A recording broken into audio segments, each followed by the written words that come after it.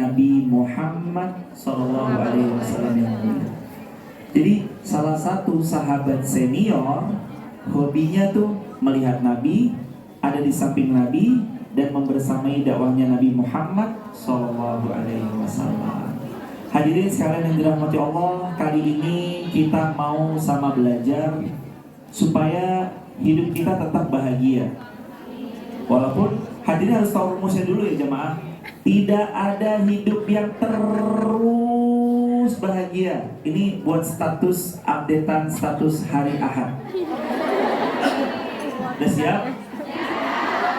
Statusnya biar ada warnanya gitu, nggak selalu Masya Allah tabarakallah. Adalah sedikitlah statusnya. Udah? Tidak ada hidupnya manusia yang terus bahagia. Kadang-kadang ada masanya kita bahagia, ada masanya kita kecewa. Gak ada manusia yang setiap hari megang uang terus. Nanti ada masanya dimana kita tidak punya uang. Hidup pasti silih berganti. Kalau hari ini bahagia, besok boleh jadi kecewa dan sebaliknya. Tapi kalau kita percaya janjinya Allah, fa inna ma'al usri yusra, pasti hidup kita akan tenang dan gak gelisah kalau kita lagi tidak baik-baik saja, karena kita tahu bahagia sumbernya ada di Allah Azza wa Jalla. Share. Pakai filter yang paling putih. Coba cari filter yang gak dingin. Filter apa dicari. Kita hidup nyari bahagia. Dulu teman-teman pernah seorang datang kepada seorang ulama. Syekh, saya mau nanya, di mana bahagia itu?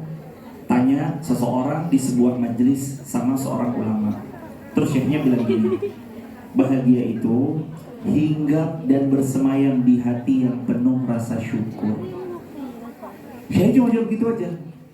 Bahagia itu hinggap di hati dan jiwa yang penuh rasa syukur. Terus pemuda ini nanya lagi, dulu saya izin cerita ya.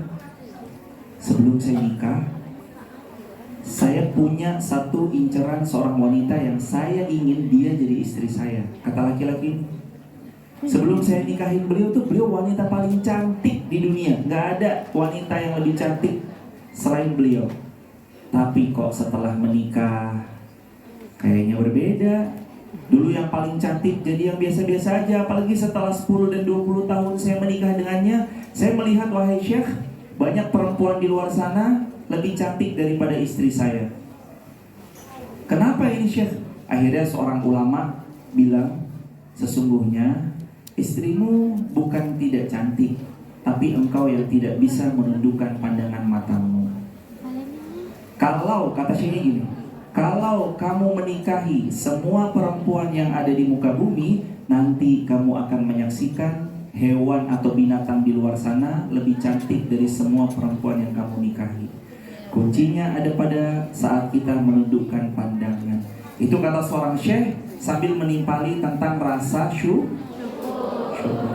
Sehebat, sekeren, secantik, sekaya raya apapun seorang wanita, kalau ada di tangan laki-laki yang salah, dia dianggap seperti sampah. Loh, ini ngalamin semua. Based on true story. Tapi sebetapapun sederhananya seorang perempuan, kalau ada di tangan laki-laki yang tepat, dia akan jadi seorang ratu yang dimuliakan. Teman-teman yang dirahmati Allah Subhanahu wa taala, kan episode hidup itu punya banyak ceritanya. Hari ini apa yang kita gelisahkan banyak ya. Kalau ditanya satu-satu, nanti habis ini kan ada ceritanya jawab. Tapi pasti cerita demi cerita tuh akan ngalir gitu aja. Ada yang masalahnya di orang tua, ada yang masalahnya di finansial keluarga, ada yang masalahnya di anak, ada yang masalahnya di rekan kerja, partner atau siapapun, ada yang masalahnya di tuan rumahnya, majikannya misalkan. Itu masalah kita tuh macam-macam. Dari semua masalah-masalah yang diincar rasa bahagia. Saya mau masukin bahagia itu ke hati saya. Banyak orang menganggap saya baru bahagia kalau teman saya nanti membahagiakan saya. Yang kayak gini gak mungkin akan bahagianya bertahan lama, karena dia menyandarkan bahagia pada yang bukan semestinya, yaitu manusia. Kan berharap kepada manusia patah hati yang paling disengaja. Sering kecewa, terluka gara-gara berharap sama manusia. Kan gitu ya. Kita mah ngetiknya pakai jari, dia bacanya pakai hati. Atau dibalik misalkan. Nah, bangun boundaries makanya. Kadang-kadang ada batasan-batasan di Islam yang harus kita pegang erat, jangan sampai itu tertawar dengan satu apapun.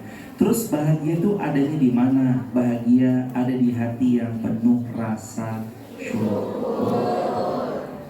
Saya melihat pernah ada kejadian di sebuah peristiwa, seorang circle sosialita di sebuah kota pergi safar. Pesawatnya pesawat terbaik dengan maskapai terbaik. Duduknya juga diduduk bukan bisnis tapi atasnya bisnis, dia first class. Dia pesan sebuah penginapan di mana penginapan itu Presiden Suite, kamarnya menghadap bisa melihat ke seluruh kota yang tempat dia berlibur di negara itu. Dia turun dari pesawat, dijemput oleh sebuah jemputannya pun kendaraannya prima dan bagusnya bukan main. Dengan semua teman-temannya cekakak, cekikik, tapi begitu masuk kamar hotel yang niatnya mau liburan, tiba-tiba handphonenya berdering, cekling. Ada pesan masuk dari nomor yang gak dikenal. Dibuka pesannya, isinya sebuah video, muter, 60%, 80%, akhirnya full. Dipencet sama dia video itu, klik. Ternyata video itu pasangannya yang sedang bermain dari belakang. Bermain di belakangnya dia. Pertanyaannya, kira-kira yang tadinya niat liburan harusnya bahagia, kira-kira liburannya bahagia atau tidak setelah melihat video itu? Kenapa bisa tahu enggak? Bukannya tadi dia naiknya first class pesawatnya, bukannya dia tadi pesan kamarnya Presiden Suite, bisa ngelihat seluruh kota di negara tempat dia liburan, bukannya dia ditemani sahabat-sahabat bestie terbaiknya, bukannya dia hidup cari bahagianya adalah dengan cara juga dijemput oleh kendaraan yang prima pas turun bandara, tapi kenapa nggak bahagia? Kenapa? Karena video itu menyerang batinnya, nyerang hatinya, makanya gak bahagia. Oh, Ustadz, itu dengan uang loh, bisa A, bisa B, bisa C, iya, tapi nyerang hatinya, jadi ya rusak semuanya. Apa yang beliau bilang? Enggak, saya mau pulang sekarang juga. Nggak jadi liburan, bad mood semuanya, bestie-bestinya juga nggak enak kalau mau liburan sendirian. Akhirnya semua pulang dan nggak jadi liburan. Terus itu semua gimana yang selama 7 hari di booking, 7 malam 8 hari hilang, hangus. Nggak peduli karena dia tahu batinnya sakit. Hadirin tahu bahwa kisah-kisah yang kayak gini ini bukan kisah isapan jempol belaka. Boleh jadi kita selama ini menganggap bahagia itu selalu tertakar oleh materi semata. Padahal pas dititipin belum tentu juga akan bahagia. Kita menganggap kayaknya hidup orang ini enak, kayaknya orang itu enak, lihat dari postingannya enak. Ternyata hidup tak seindah postingan sosial media. Ya kan? Coba jujur-jujuran, kalau pas kemarin kita pulang, terus sedikit banyak ada reuni, kita hadir, orang-orang pada bilang kan, jenengan mah enak mbak, di Hong Kong, pasti ke Disneyland, pasti ke A, pasti ke B, betul atau betul? Dalam hati, saya ketawa di batin, Ustaz, coba kalau jenengan jadi saya. Itulah hidup, wang sinawang. Hidup kadang-kadang saling memandang satu sama lain. Rumput tetangga terlihat lebih hijau, padahal ternyata rumput oplosan, rumput plastik. Kita ini mau nyari bahagia. Ayo deh, coba dilihat. Tadi Quran surah Toha ayat 124. Wa man a'rada an dzikri fa inna lahu ma'isyatan dhanka.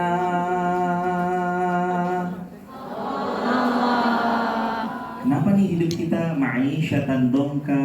Kok hidup kita banyak gelisahnya, nggak senengnya? Karena faktor jauh dari Allah. Makanya kadang-kadang bahagianya sering tertunda. Coba deh hadirin, dipospon sebentar rasa yang suka membandingkan sama hidup di sosial medianya orang lain. Lagian juga kita kan sadar sama sadar kok, sosial media yang kita posting itu hasil dari 30 kali jepretan foto, dipilih yang paling baik, di-edit. Itu dari satu yang naik ke Instagram hasil 30 tek. Setelah 30, belum lagi kalau tasnya nggak kena, tasku belum kelihatan. Tas saya harus ikut. Padahal baru dibongkar belakangan, rame di Instagram, di mana-mana. Tas-tas mahal, salah satu tempat produksinya tidak jauh dari Hong Kong, di Cina. Lagi saya umroh, ngelihat ada unta yang labbaik Allahumma labbaik, unta yang mainan yang talbiyah, tulisannya made in China. Kemarin itikaf, kan beli kayak kursi-kursi gitu kan buat itikaf biar sandaran gitu. Kursi berapa harganya? 240 real. Tulisannya made in China. Apa sih yang gak made in China? Handphone ini emang kita kira made in-nya made in mana, hadirin? Sekarang harus diakui ya jemaah, memang negeri itu sedang berkembang pesat luar biasa. Kami ngeliat di sini pun kita kayak hidup di 2060 mungkin ya. Semuanya di bawah tanah. Kereta MRT on time tepat waktu, luar biasa banget. Mudah-mudahan insya Allah Hongkong diberkahi Allah. Semua hadirin yang ada di sini juga dirahmati Allah. Jadi kita mau sama belajar cari kebahagiaan. Gimana cara mencarinya? Al-Quran surah Ibrahim ayat ke-14. Maaf, surah 14 Ibrahim ayat ke-7. Diulangi saya sekali, hadirin sekali. A'udzu billahi minasyaitonir rajim. 1, 2, 3. A'udzu billahi minasyaitonir rajim. Bismillahirrahmanirrahim.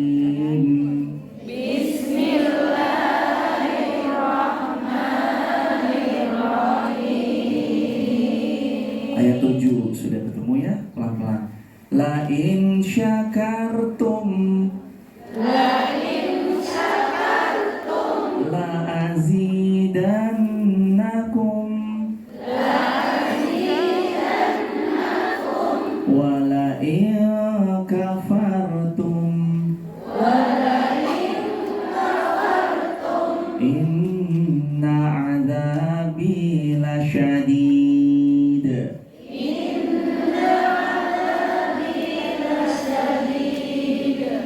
Kalau kalian bersyukur kepadaku, kata Allah, aku tambah semua nikmat yang hari ini engkau terima. Siapa yang pernah minta dalam doa, ya Allah, besok hamba terbangun, mudah-mudahan mata masih bisa melihat? Rata-rata kita kan berdoa gitu kan? Enggak. Ya Allah, izinkan besok hamba terbangun, tangan masih bisa digerakkan, kaki berjalan, jantung berdegup kencang. Rata-rata kita kan nggak minta gitu, mintanya ya Allah, kalau jodoh dia orang, saya juga orang ya Allah. Atau ya Allah, hamba mau rezeki hamba seperti ABCXZ. Itu sih nggak apa-apa, nggak salah. Apalagi dengan sebutan-sebutan Ustaz, doa spesifik boleh Us, boleh. Kayak gimana contohnya? mendoakan spesifikasi calon, misalkan saya mau laki-laki yang tingginya 175 cm, kulit warna tunnya seperti putih bengkoang, kalau duduk lebih tinggi dari teman-temannya karena dompetnya tebal.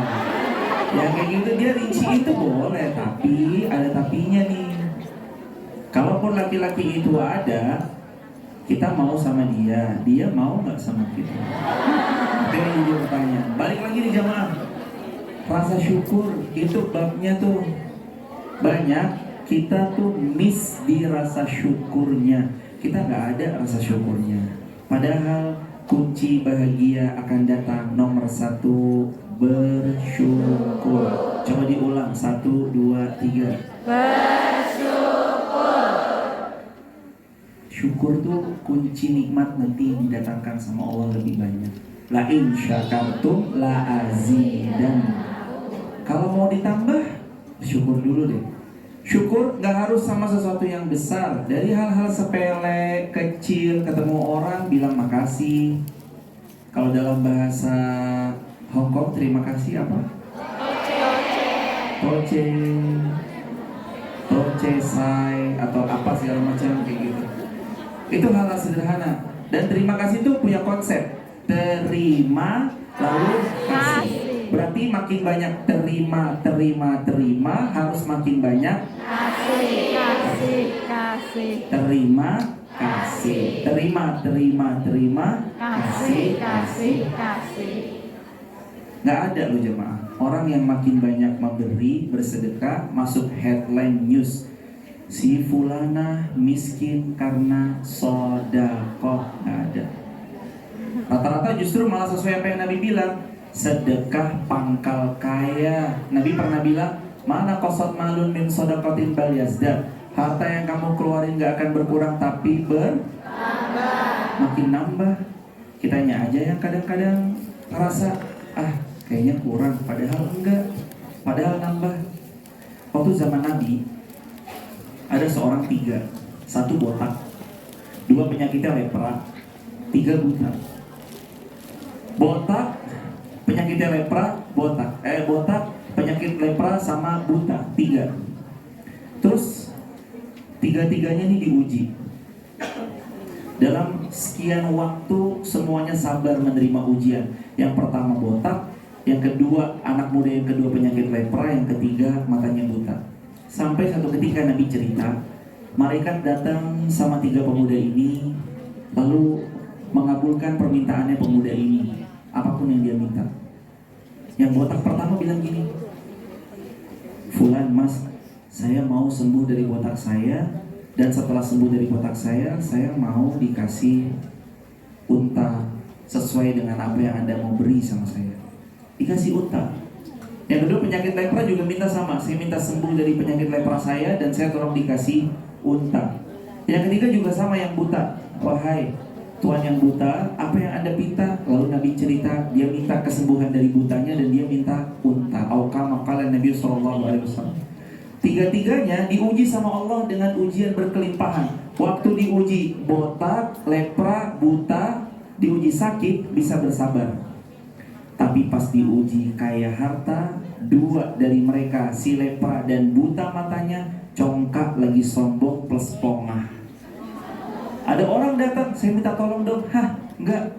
Ini dapat dari mana kekayaanmu? Iya karena kerja keras saya dan segala macam-macamnya. Akhirnya 2 yang congkak karena Allah titipkan harta, diambil kembali, ludes lagi dan dia balikin lagi seperti default awalnya. Kena penyakit lepra dan matanya buta.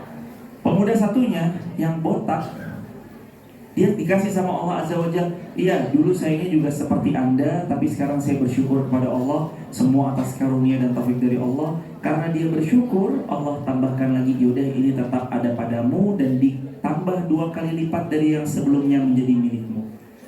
Ternyata orang-orang yang bersyukur itu selangkah lebih maju ketimbang orang yang selalu mengeluh. Kita ngeluh gak akan nyelesain masalah.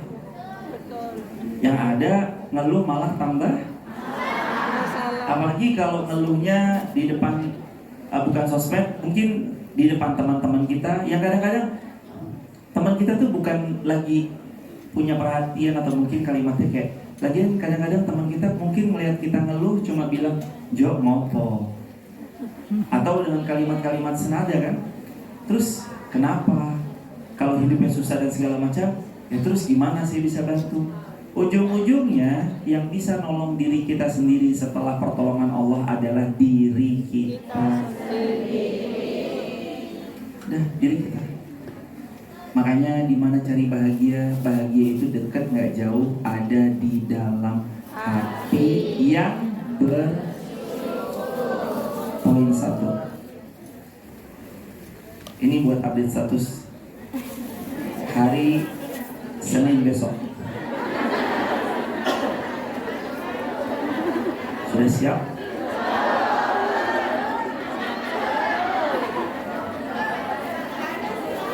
Kalau ditanya sudah, ini kalimatnya.